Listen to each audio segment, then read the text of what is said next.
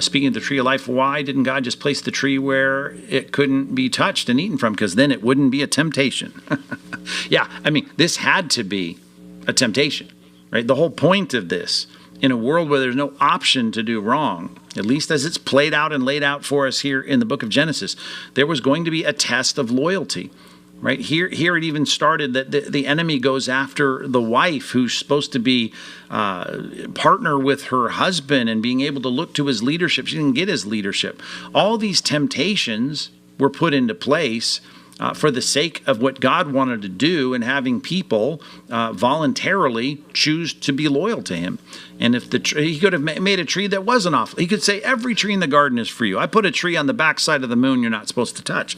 Well, that's not a temptation because they couldn't get to the backside of the moon, just like we're not on the backside of the moon, at least no one I'm talking to right now.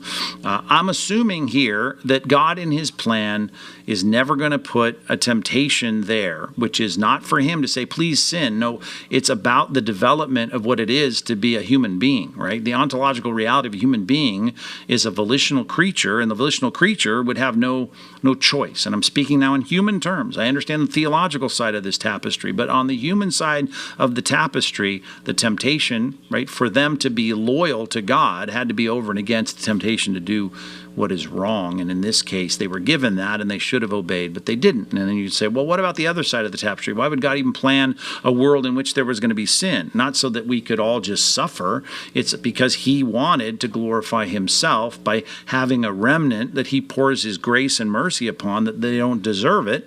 You could say, I guess, in one sense, the creatures should feel deserving of all the good that God gives them, but not sinners.